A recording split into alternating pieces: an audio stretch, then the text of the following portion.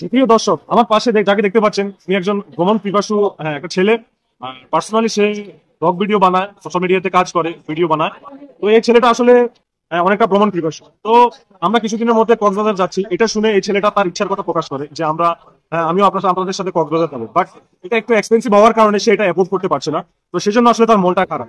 আর যেখানে সে কাজ করে সে ন্যায্য স্যালারি যেটা সেটা পায় না, আর সেটা না পাওয়ার কারণে একজন ভ্রমণ পিপাসু ছেলে সে তার ইচ্ছার স্বপ্নের জায়গাতে যেতে পারছে না। আসলে এটা আমাদের জন্য দুঃখজনক একটা বিষয়। তো তুমি কিছু বলো, তুমি কক্সবাজার যেতে চাইছো কিন্তু এখন অর্থ সংকটের কারণে তুমি যেতে পারছো না, তোমার অনুভূতিটা কেমন?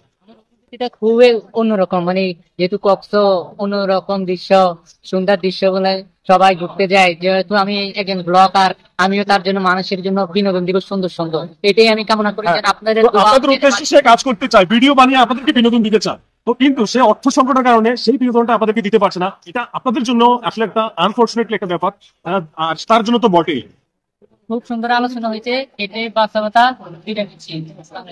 আচ্ছা, কিছু নিয়ে নিস।